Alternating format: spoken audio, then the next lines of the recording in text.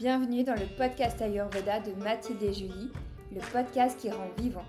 Nous te partageons ici des clés pour trouver ton équilibre, ta clarté, ta vitalité au travers de sujets inspirés et inspirants. Nous donnons la parole aux personnes qui, comme nous, servent, explorent et expérimentent le vivant. Si toi aussi, tu désires cultiver ce oui à la vie, alors bienvenue et bonne écoute. Bonjour à tous, bienvenue dans ce nouvel épisode du podcast Ayurveda. Aujourd'hui, nous allons vous parler du gluten. On sait que c'est un sujet d'actualité. On entend beaucoup parler de régime sans gluten, de le gluten comme ennemi, de comment est-ce que effectivement on peut manger autrement en enlevant le gluten, etc.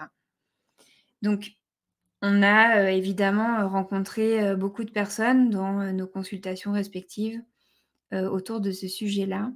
Et on a trouvé important maintenant de pouvoir l'aborder et le partager avec vous. Donc, comment est-ce qu'est née cette idée autour de cet épisode autour du gluten ? Il y a quelques semaines, j'étais chef ayurvédique pour un séjour. Et en fait, dans un des séjours, une des participantes a demandé à être sans gluten et sans lactose. Donc, me voilà partie dans mes livres de cuisine, ceux qui m'inspirent, pour regarder un peu quelles étaient les propositions de recettes sans gluten. Oui, parce que tu étais la chef cuisinière de ce séjour. Ouais. Exactement. Et en regardant les recettes, j'ai commencé à voir un nombre d'ingrédients différents, assez importants, avec beaucoup d'ingrédients qui ne font pas vraiment partie, on va dire, de notre alimentation quotidienne.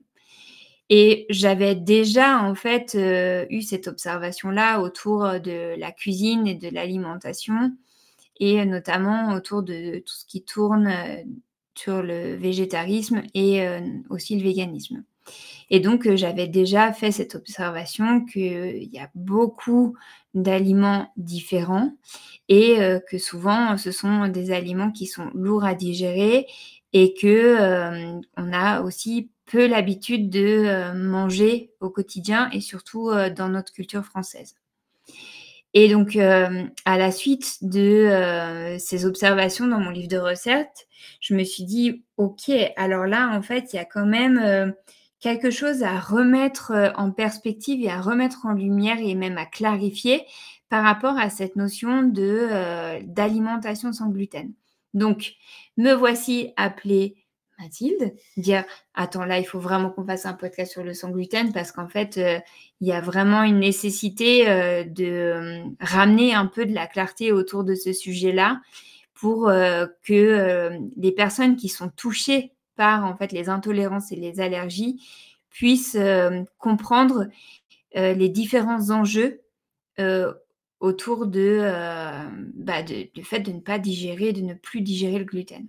Oui, et de repositionner vraiment cette notion du gluten dans la vision de l'Ayurveda et comment est-ce qu'on comprend cette intolérance du gluten dans cette vision de l'Ayurveda et avec ce que tu dis très bien, dans toutes ces nouvelles recettes où du coup, en général, on va avoir tendance à mélanger plusieurs farines pour retrouver la texture que le gluten lui-même va donner et que parfois le mélange de plusieurs farines, parfois jusqu'à 3, parfois même jusqu'à 4, ne sont absolument pas des bonnes combinaisons digestes. Donc c'est pour ça qu'on s'est dit, prenons le temps pour en parler lors d'un podcast et pour pouvoir échanger avec vous aussi sur les différentes réflexions qu'on a pu avoir ensemble.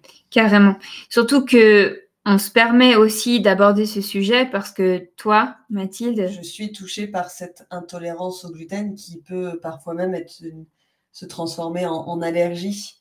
Et c'est presque, j'ai envie de dire, l'histoire de ma vie, le gluten. Mais en fait, ça va pas être le gluten, l'histoire de ma vie, mais plutôt mon système digestif qui va aussi en lien avec toute cette histoire de mon épilepsie que j'ai pu vivre il y a quelques années où on a fait un épisode là-dessus et de se rendre compte de l'impact de ce qu'il pouvait y avoir. Mais déjà, peut-être que pour commencer, on peut parler des symptômes du gluten. Dans un premier temps, on va parler du symptôme du gluten, puis après, on va définir un peu qu'est-ce que le gluten, quelles sont les qualités du gluten, à quoi sert le gluten, qu'est-ce qui fait qu'il peut être néfaste. Et puis après, on va rentrer vraiment dans le vif du sujet quelle est la vision de l'Ayurveda. Donc peut-être dans un premier temps, parler du gluten, des symptômes du gluten. Donc qu'est-ce que ça génère, qu'est-ce qui fait qu'on peut se poser la question d'avoir une intolérance au gluten. Et là, pour le moment, je parle d'intolérance. Ça va être le brouillard mental, ça va être une digestion très lourde, très lente, avec une alternance de constipation, une alternance de diarrhée, des selles parfois très sèches et puis parfois des selles très molles, très, très douloureuses. Ça va être des crampes au niveau intestin, au niveau de l'intestin grêle, au niveau du côlon qui vont être très douloureuses en post-digestion. Ça peut être une fatigue aussi intense. Chronique. Et chronique. En général, du coup, quand on s'en rend compte, c'est déjà installé comme étant chronique. Ça peut aller aussi, alors assez rare qu'on le mette dans cette notion-là, et pourtant ça en fait réellement partie, une forme de dépression qui s'installe, et pas qu'une forme de dépression, ça peut aller même jusqu'au burn-out ou des dépressions qui sont profondes, parce que du coup ça ne circule plus du tout comme il faut, et donc du coup au niveau cérébral, il n'y a plus toute cette circulation qui est mise en place, donc ça génère vraiment des idées noires, des angoisses, jusqu'à même des crises de panique qui peuvent vraiment, parce que c'est le corps qui crie au secours parce qu'il n'arrive plus à bien fonctionner. Ça peut être une inflammation buccale avec une répétition de mycoses, qu'elle soit vaginale ou au niveau de la bouche. Ça peut être les gencives qui saignent énormément. Ça peut être les aftes à répétition. Ça peut être la langue très congestionnée le matin, très très épaisse, très lourde, avec comment on appelle ça, la forme des dents sur tout le contour, tout le pourtour de la langue. Ça peut être des grosses cernes, un teint pâle, une forme de léthargie, une incapacité à avoir pourtant ses élans, ses envies, mais à ne pas se sentir capable et potentiellement à se sentir nul, à ne pas pouvoir mettre en place parce que ça va générer beaucoup de tamas, de lourdeur d'esprit et aussi de lourdeur physique. Voilà un petit peu pour... un petit peu, c'est déjà énorme, tous les symptômes qu'on peut retrouver. Alors parfois, ils sont tous en même temps. Parfois, ils alternent. Évidemment, ça va dépendre aussi de la saison, de la qualité du gluten que vous avez mangé, des conditions dans lesquelles vous avez mangé le gluten. Est-ce que c'est qu'une seule fois? Est-ce que ça fait 15 jours non-stop que vous mangez du gluten tous les jours? Ça dépend de tellement de choses. Pour se rendre compte de ça aussi, c'est vraiment, c'est pas parce que vous ne mangez pas de gluten pendant un jour que vous allez voir les effets. Ça demande vraiment d'être dans la longueur pour sentir quels sont les effets, mais ça on en parlera un petit peu plus tard.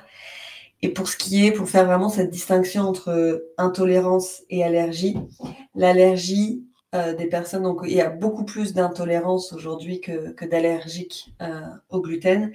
L'allergie au gluten, c'est que du coup, ça vient tellement donner une porosité intestinale que du coup, l'intestin, il se nécrose au fur et à mesure et que du coup, ça peut vraiment donner la mort.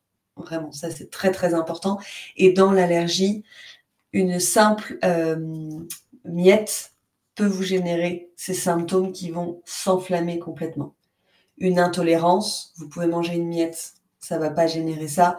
Ou si vous avez pris du pain sans gluten, mais qui a été touché parce qu'il a touché de la farine de gluten, vous n'allez pas forcément avoir ces effets-là, alors que l'allergie, c'est vraiment danger plus, c'est-à-dire qu'on est à un stade qui est bien au-delà de l'intolérance. Non pas que l'intolérance n'est pas déjà à un stade très élevé, mais pour vous montrer vraiment que dans cette allergie, le gluten, il vient vraiment attaquer les parois intestinales directement, et c'est cette forme de nécrose qui génère du coup potentiellement la mort au fur et à mesure du système digestif, et donc du coup de mettre la vie de la personne complètement en danger. Et là vraiment la distinction, c'est que les symptômes ils arrivent tout de suite, c'est très clair, c'est très net, et donc il y a deux choses, c'est que l'intolérance on va pas les retrouver sur les prises de sang, alors que l'allergie, on va les retrouver, on va retrouver cette allergie au niveau des prises de sang. Donc, de nombreuses personnes qui sont persuadées être allergiques au gluten, qui vont faire les prises de sang, et où le médecin va dire c'est bon, il n'y a pas d'allergie. Vous allez vous dire que c'est pas forcément le problème ou quoi que ce soit, et c'est là où on va revenir en Ayurveda. Mais l'idée, c'est que vraiment, c'est pas parce que ce n'est pas sur la prise de sang, que vous n'avez pas une forme d'intolérance au gluten. Et encore, on va voir, parce que le terme utilisé d'intolérance au gluten ne convient pas forcément si on parle avec toute la vision de l'Ayurveda. Voilà, déjà dans un premier temps, ça fait un peu le package, mais pour que vous puissiez voir si déjà dans les symptômes vous y retrouvez, si ça vous parle, et puis voilà, de voir où est-ce que vous vous situez, si c'est vraiment dans cette forme d'intolérance ou si c'est plutôt dans cette forme d'allergie, et qu'est-ce qui se passe pour vous si vous diminuez ou si vous arrêtez complètement, parce qu'il y a aussi beaucoup de personnes qui vont dire le problème, c'est que moi, quand j'arrête le gluten, ça va mieux. Mais de temps en temps, je vais en remanger. Et moins je mange le gluten, moins je suis capable de le digérer par la suite. Et puis, il y a aussi cette notion dans le gluten et de cette intolérance. Là, on va surtout beaucoup parler d'intolérance, mais dans cette forme d'intolérance, c'est la qualité du gluten qui va être ingéré. Du gluten, du mauvais vraiment gluten, peut-être catastrophique, alors qu'un bon gluten, un bon blé qui contient du bon gluten sera peut-être beaucoup plus digeste pour quelqu'un. Donc la qualité est juste primordiale, mais ça on va continuer d'en parler dans la suite du podcast. Eh ben, peut-être qu'on peut continuer là-dessus justement. Ouais. Déjà, qu'est-ce que un peu le gluten, quelles sont ses qualités si on le décrit du point de vue de l'Ayurveda? Bah déjà, à quoi ça sert le gluten dans Oui. les qualités qu'on donne, c'est vraiment la dynamique, mais le gluten, il va être lourd, Oui, il va être collant, oui, il va être humide, il va être très humide, il va être du coup dense, dense. et en même temps, il apporte une forme de légèreté puisque c'est aussi le gluten qui permet d'amener une moellosité. Tout à fait. Bah, c'est le liant. Donc, c'est vraiment par ses qualités de liant, de collant, mais qui vient coller pour donner cette forme d'onctuosité qu'on va rechercher. Oui. Donc, quand on parle d'un aliment et que on le décrit comme ça avec ce qu'on appelle les gunas, donc ses qualités, on comprend ensuite que ces qualités-là, elles ont des effets sur les qualités dans notre corps. Et que, il y a un principe très, très important en Ayurveda qui est le même augmente le même et l'opposé réduit. Donc ça, c'est vraiment toute la base de l'approche de l'Ayurveda puisque, lorsque, effectivement dans notre corps, il existe déjà des qualités de collant, humide, lourd, et qu'on ajoute à ça des substances qui sont elles-mêmes collantes, lourdes et humides, et bien forcément le même augmente le même. Donc il va se passer à l'intérieur de nous une forme d'accumulation de ces qualités qui peuvent au fur et à mesure de cette accumulation aller vers une aggravation et derrière potentiellement un débordement. Et c'est là où des symptômes vont commencer à se manifester et à devenir chroniques. Et c'est là où l'intolérance au gluten, puisque ces qualités vont en fait augmenter des qualités qui sont déjà présentes à l'intérieur de nous, va créer potentiellement une intolérance, voire peut-être dans certains cas et dans certains terrains, selon la vitalité, la capacité, du corps en fait à maintenir un équilibre, en tout cas à retrouver, son intelligence par lui-même, soit en fait il y a une machine arrière qui est possible et donc de passer de ce qui a débordé à revenir à une aggravation, puis peut-être, une accumulation et revenir à quelque chose qui est un peu plus pacifié ou alors qui va continuer de déborder et là qui va continuer de s'aggraver et potentiellement de développer des allergies.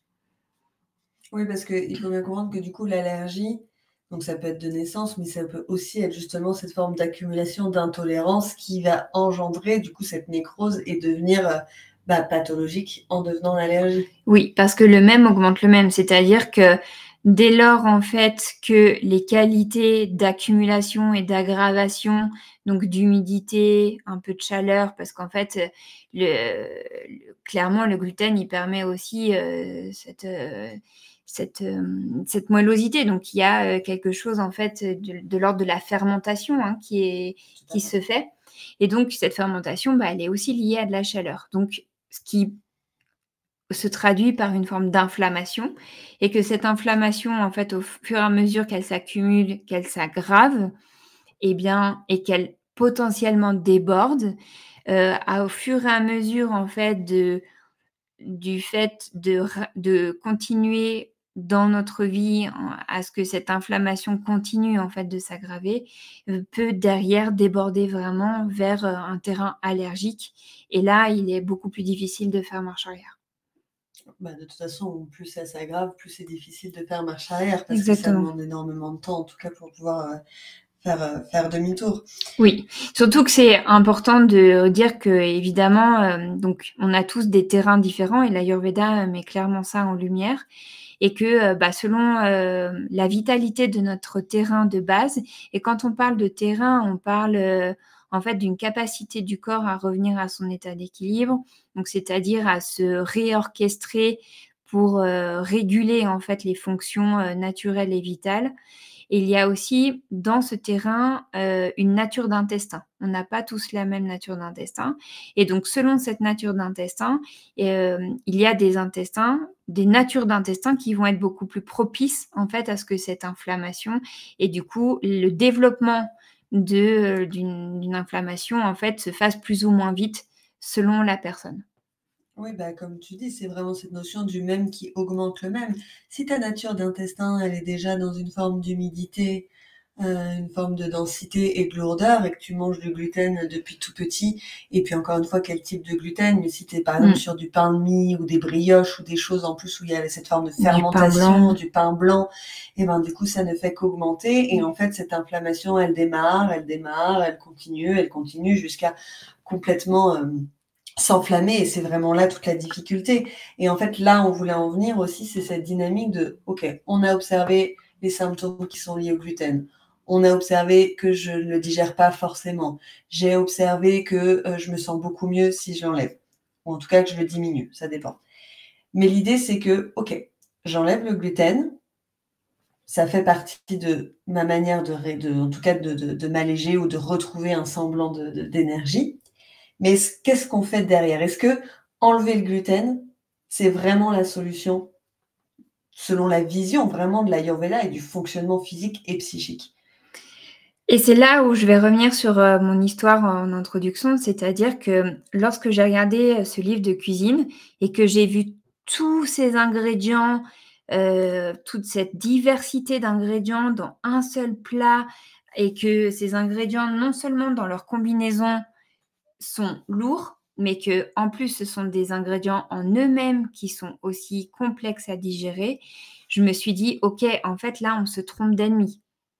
Et l'idée, c'est que justement, dans cette, réflexion parce que quand tu es intolérant au gluten, évidemment que le premier réflexe c'est: «J'enlève le gluten ou je le diminue» et donc derrière, bah, j'ai envie de le remplacer. Donc ça amène forcément à une, réflexion autour de l'alimentation. Oui, parce qu'il y a cette notion d'aller chercher les mêmes qualités en bouche aussi que le Bien sûr, gluten offre. Parce que vraiment cette notion d'onctuosité, de moellosité. voilà, de moellosité, c'est vraiment ça, donc c'est pour ça et parce que les autres farines n'amènent pas ça. Donc en fait, c'est le mélange de mélanger plusieurs farines qui permet, par exemple, de faire un gâteau ou quelque chose qui va tenir. Sinon, tous ceux qui ont essayé du sans gluten, juste par exemple avec de la farine de riz, ça ne tient pas du tout. Oui. Donc l'idée, c'est de regarder que, OK, j'enlève le gluten, je le remplace par, d'autres choses, parce que, dans ma perception et du coup dans le potentiel diagnostic qui était posé, le gluten est l'ennemi. Or, on se trompe d'ennemi puisque comme on vient de vous l'expliquer, une intolérance, donc là on a choisi le gluten, elle s'installe dans le temps et elle s'installe à partir de l'état de notre système digestif. Donc, OK, j'enlève ce qui aujourd'hui, accumule l'aggravation et continue de faire, déborder cette inflammation.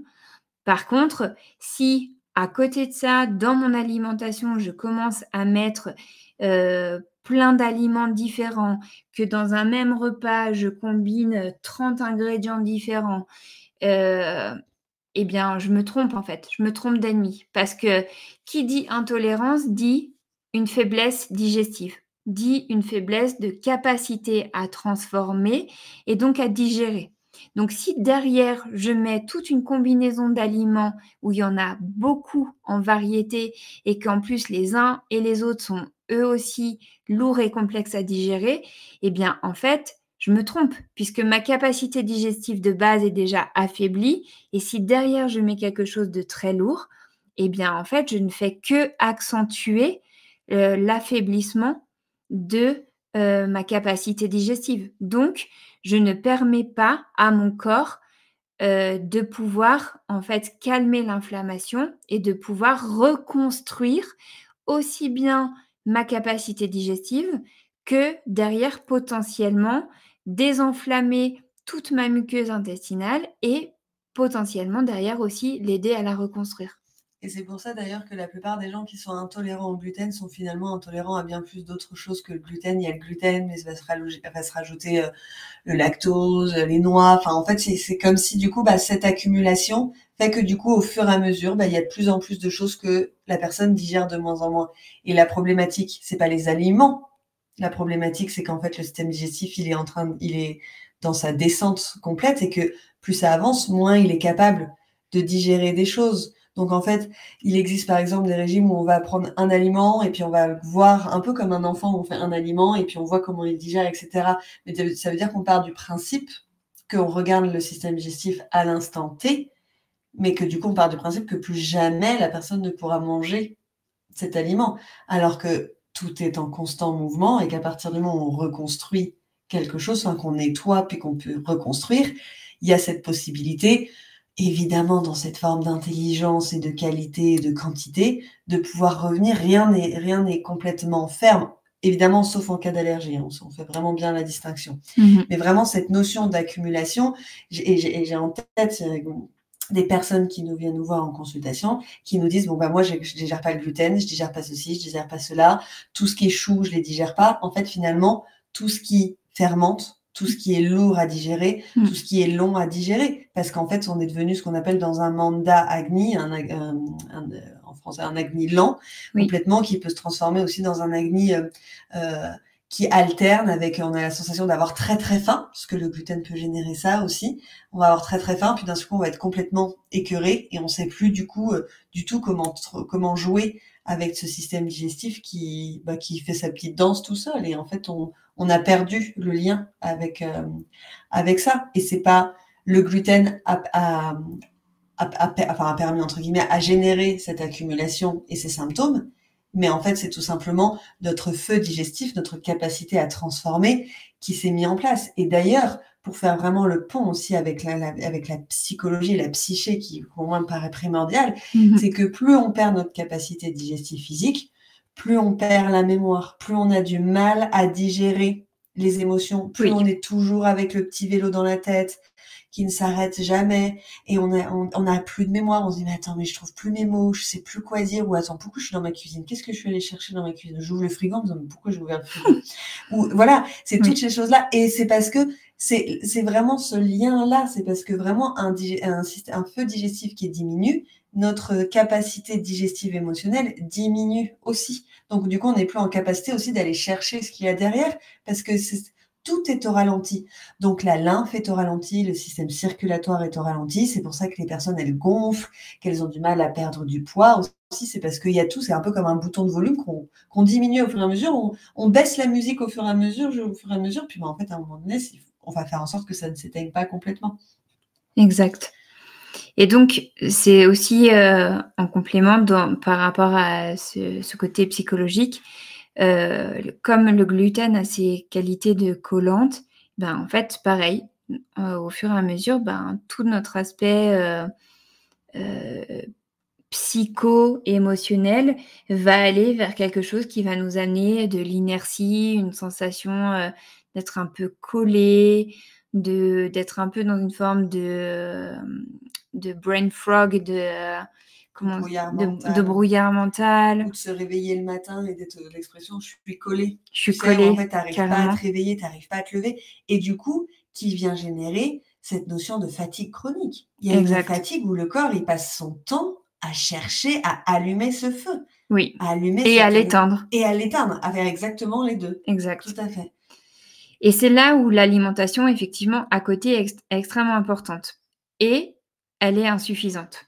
C'est pour ça qu'on se permet de vous dire qu'enlever le gluten, c'est se tromper d'ennemi. C'est-à-dire que, OK, je sais, j'ai identifié que la cause, potentielle, là, de mon inflammation et de mon intolérance au gluten, donc évidemment, par la logique et le bon sens, je l'enlève. Néanmoins, c'est clairement insuffisant parce que ça, c'est l'expression d'un déséquilibre beaucoup plus profond qui s'est installé dans le temps et qui nécessite aujourd'hui, d'être accompagné pour que le terrain et du coup, la nature des intestins de la personne puisse être, nettoyée et derrière puisse, potentiellement aussi être reconstruite.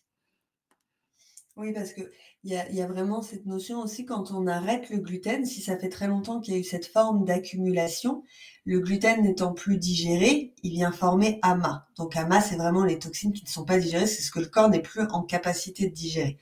Quand ça fait très longtemps, on va avoir les toxines qui sont AMA en mouvement dans le corps, donc qui peuvent être évacuées s'il y a une bonne évacuation. Oui. Et puis il y a aussi les toxines qui vont se loger, qui vont se coller dans des tissus bien plus profonds.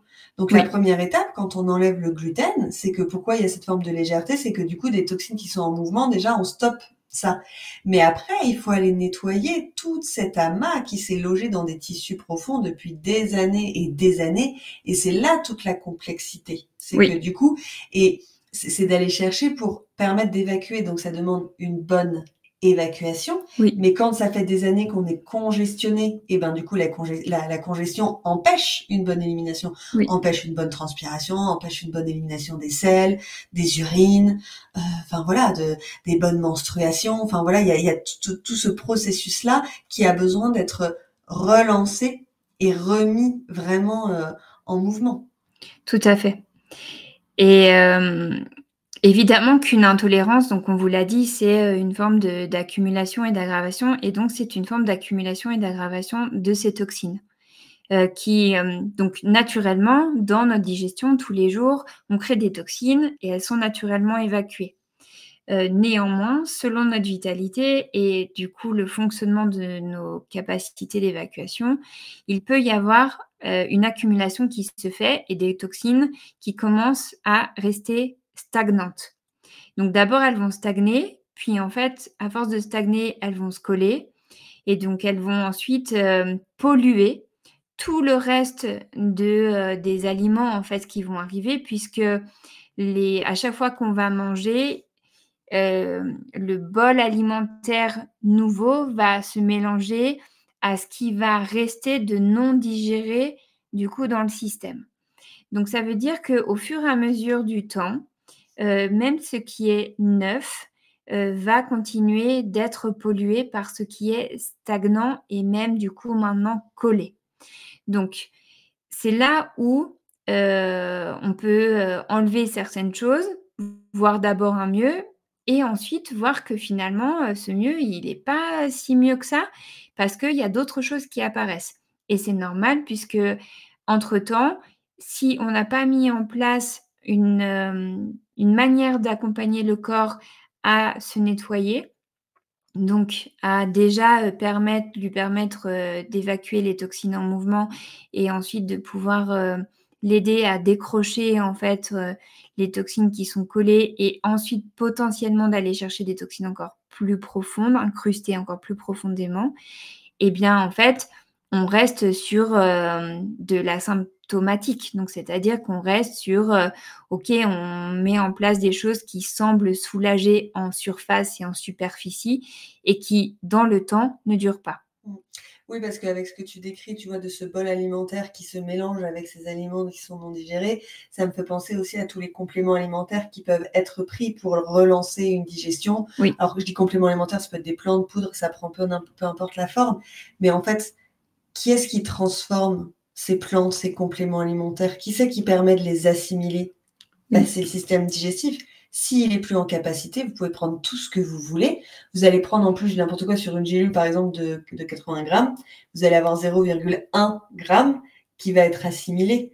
Donc, en fait, ça va vous demander des années et des années avant de sentir quelque chose qui se met réellement en mouvement. Exactement. Donc, la première, en tout cas, le message qu'on a déjà envie de vous faire passer, vous l'aurez compris, c'est de dire: «OK, j'ai identifié que j'ai des intolérances au gluten. OK, j'enlève le gluten. Par contre, attention à où est-ce que je pose mon attention pour ne pas me tromper d'ennemi» et que je me dise: «OK, bah, ce qui dit intolérance dit forcément déséquilibre dans mon système digestif et donc la nécessité que j'aille m'occuper de ça». Et s'occuper de ça, donc ça peut être ce que tu viens de dire, avoir, potentiellement, le besoin de prendre des compléments alimentaires. Toutefois, il est nécessaire là aussi de vérifier que notre capacité digestive a assez de force pour transformer ces compléments alimentaires. Et parfois, on peut aussi, relancer en fait ce qu'on va appeler Agni, donc cette capacité de transformation, cette capacité digestive, sans avoir besoin de prendre 10 000 compléments différents. Et l'Ayurveda, en fait, met l'accent sur la nécessité de poser le regard en permanence sur quel est l'état de notre Agni, quel est l'état de notre capacité digestive pour, permettre derrière au corps de maintenir une cohérence dans son fonctionnement et de maintenir une cohésion de dynamique entre les différents systèmes.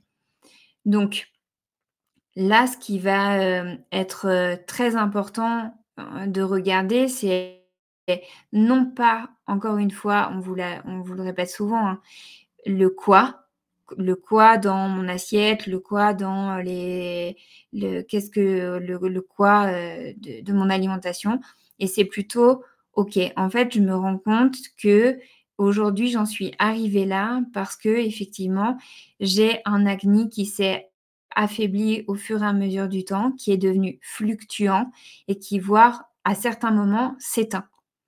Donc comment est-ce qu'aujourd'hui, forte ou fort de ce constat, je peux, me diriger vers quelqu'un qui pourrait, justement m'accompagner à regarder ce terrain, à regarder ma nature d'intestin, à regarder, quel est l'état en fait de mon inflammation, quel est l'état en fait de la fermentation peut-être, en cours, quel est le niveau de toxines accumulées, et de voir qu'est-ce qui peut être mis en place pour, hem, aider et soutenir en fait les forces vitales et du coup le corps à, retrouver une forme d'équilibre ou en tout cas à lui permettre, de, se reconstruire. Voilà, et de plus vouloir, remplacer le gluten par n'importe quoi et par, des milliards, de mélanges et c'est tellement bouleversant quand on est habitué, surtout en tant que Français, où on a vraiment été éduqué avec, la baguette, le croissant, le pain au chocolat et cetera. C'est C'est clair. comment il y a vraiment des personnes qui vont être perdues donc, «Attends, mais si je mange plus de gluten, je mange quoi?» Exact. Et en fait, des fois, encore une fois, on vise le gluten et parfois, qu'est-ce qui fait que les gens se sentent mieux quand ils arrêtent le gluten? C'est parce qu'ils prennent conscience de leur alimentation et qu'ils vont se mettre à mieux manger. Et l'idée aussi, c'est vraiment de vous accompagner dans cette notion de: «OK, j'arrête le gluten, mais comment je l'arrête et dans quelles conditions?» On en revient Oui. toujours à la même chose pour que du coup, ça soit une forme de justesse qui s'installe et un réel nettoyage et puis d'avoir aussi, d'avoir cette capacité d'observer à quel état d'accumulation ou d'aggravation et ou de débordement vous êtes rendu parce que encore une fois, vous pouvez avoir 2 personnes qui sont intolérantes au gluten, vous n'aurez pas du tout les mêmes problématiques, envers ces 2 personnes. Exactement et j'aimerais juste revenir, sur cette notion d'alimentation, c'est-à-dire que dès lors que l'on identifie qu'on est intolérant au gluten et qu'évidemment on se tourne vers, une autre forme d'alimentation, on va introduire, des aliments que peut-être on n'avait jamais mangés jusque-là et il faut, bien avoir conscience que, chaque, nouvel aliment que l'on mange, que l'on n'a jamais mangé auparavant, qui ne fait pas partie de ce qu'on appelle notre satmia, qui est en fait, un peu notre, historique de capacité, enzymatique à digérer certaines choses. C'est un peu un capital avec lequel on est venu Et lorsque on introduit des nouveaux aliments, eh bien, le corps doit passer par toute une traduction, doit passer par toute une identification de ce nouvel ingrédient pour qu'il développe une capacité à le digérer et ça, c'est très coûteux. Et aussi de regarder que dans les recettes de sans gluten, donc je vais me permettre de nommer certaines choses, on utilise beaucoup d'oléagineux et Ah, notamment les noix de cajou. ah oui. Et Et dans aussi, pardon, je te bien coupe, mais sûr, dans les formes de lactose aussi, tous ceux qui sont intolérants au lactose, ils vont faire des fromages à base d'oléagineux et puis le matin, ça va être de la purée d'oléagineux sur les oui, cracottes, sans gluten et cetera. Enfin, oui. Et en fait, tous ces ingrédients et notamment les oléagineux sont très lourds à digérer. c'est leur qualité, hein. Ils sont lourds, ils sont Collants, huileux, ils sont humides, collants, ils sont humides, c'est vraiment ils chauds. sont chauds. Mmh. Oui. Donc en fait, on retrouve quelque part les mêmes qualités que le gluten et donc les mêmes qualités d'inflammation qui sont en cours dans, notre corps. Mmh.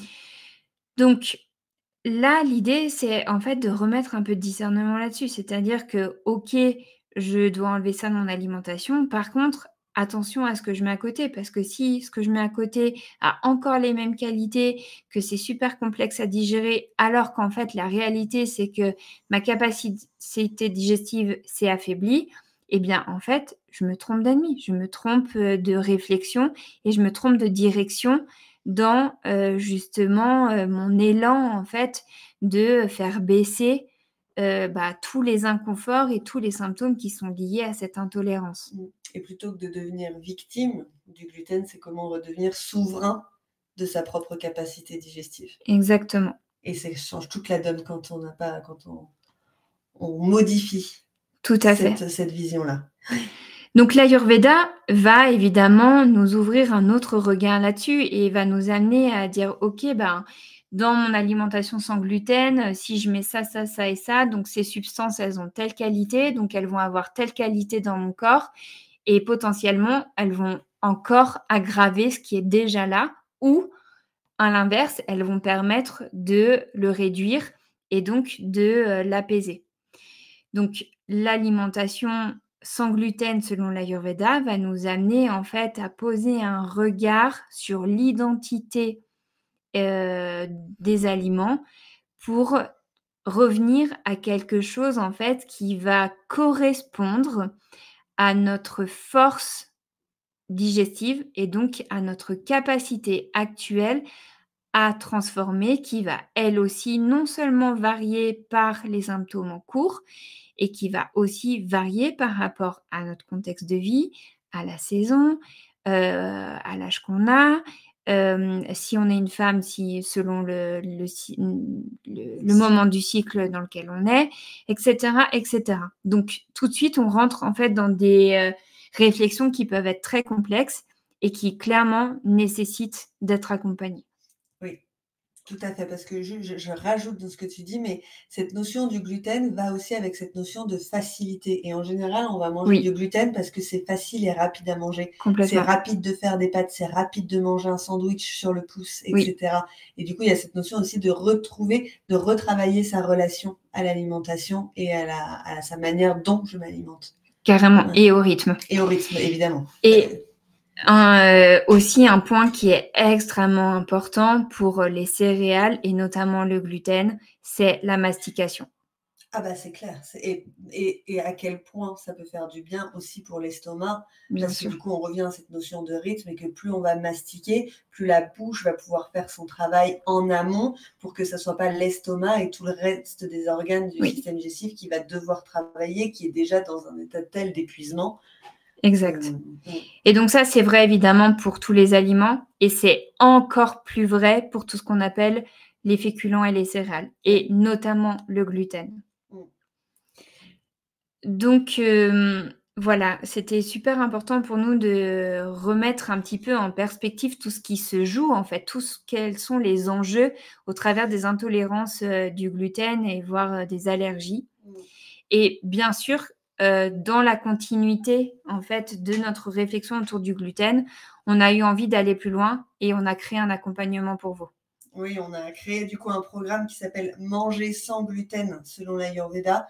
Et en fait, on est vraiment hyper heureuse parce que dans ce programme, vous allez vraiment pouvoir trouver les approfondissements de tout ce qui vient d'être dit là dans ce podcast, vraiment avec une compréhension, une explication très claire de ce qu'est la digestion, de la problématique en lien avec le gluten.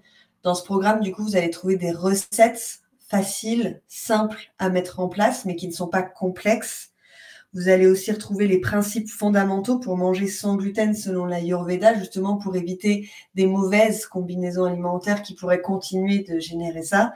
Et vous aurez aussi une vidéo avec une séance de réflexologie plantaire ayurvédique que vous allez pouvoir vous faire sur vous-même ou donner à une personne sur justement comment travailler en passant par le corps pour vous aider à mieux éliminer, à mieux travailler ce brain fog, j'ai pas en français, Le brouillard. le brouillard mental, et à enlever justement et à redonner du mouvement pour que cette colle puisse être évacuée. Parce que vraiment, l'importance aussi, c'est quand on arrête le gluten, c'est d'avoir une très bonne évacuation, un très bon apana, une très bonne manière d'éliminer pour que vous puissiez avoir cette capacité d'éliminer. Et donc, dans cette vidéo de réflexologie plantaire ayurvédique, on axe vraiment sur ces éliminations-là.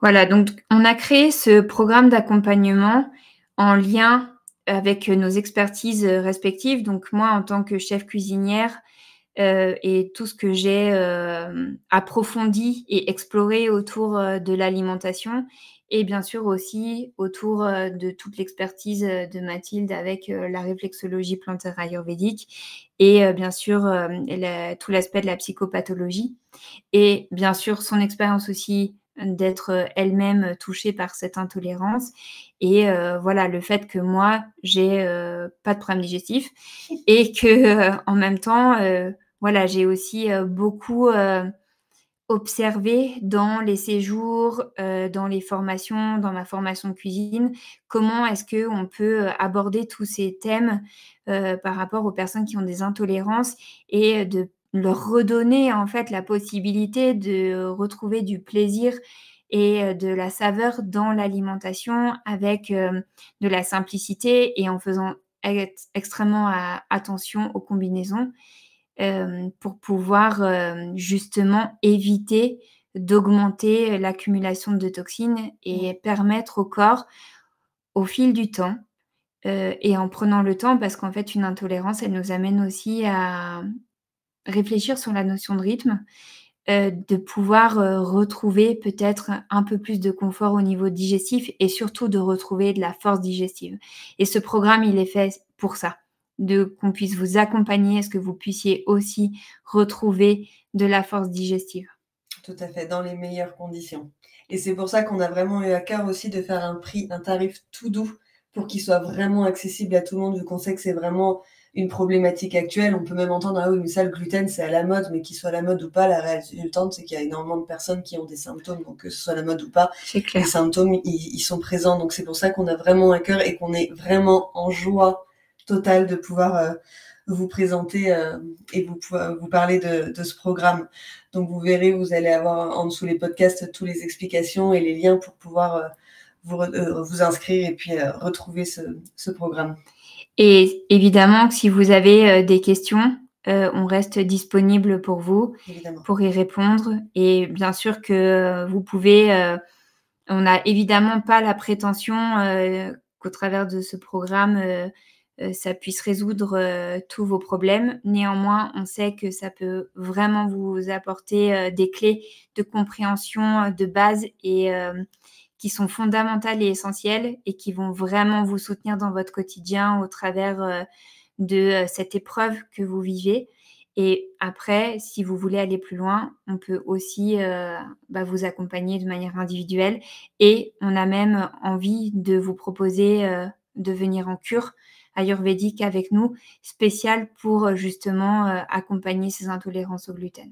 Oui, parce que du coup, il y a aussi toute cette idée autour des cures, justement. On a vraiment envie de vous accompagner dans plusieurs jours pour justement que vous puissiez être soutenu, entendu et qu'on puisse accentuer ce processus d'évacuation et d'élimination et de reconstruction de ce feu digestif. Et du coup, c'est pour ça que voilà, on a créé aussi les cures ayurvédiques spécialement dirigées sur cette problématique autour du gluten. Donc, On vous met toutes les infos dans le post, on vous met toutes les infos dans la newsletter. On reste disponible, donc vous pouvez nous contacter par mail ou par message privé sur les réseaux. On se fera évidemment un grand plaisir de vous répondre. Oui. Et on a vraiment une immense joie de pouvoir vous offrir en fait ces clés de compréhension et ces solutions qui sont très simples d'accès pour vous accompagner dans la réflexion et la possibilité de regarder en fait cette intolérance quotidienne autrement que comme une contrainte. Tout à fait, très bien dit. Mais merci beaucoup en tout cas pour avoir pris le temps de nous écouter. En tout cas, nous on a pris beaucoup de plaisir à créer ce podcast, à prendre le temps d'échanger aussi énormément sur ce thème. Sur ce thème qui est vraiment très central ces derniers temps. Donc on vous dit en tout cas à très bientôt pour un prochain épisode. Au revoir. Tu as aimé cet épisode ? Dis-nous en commentaire ce qui t'a plu.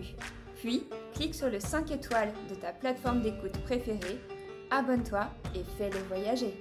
Tu es curieux ? Découvre les packs Sommet Ayurveda qui contiennent des dizaines de contenus vidéo, audio et PDF, disponibles sur notre site internet podcast-ayurveda.com. On se retrouve dans 15 jours pour un nouvel épisode.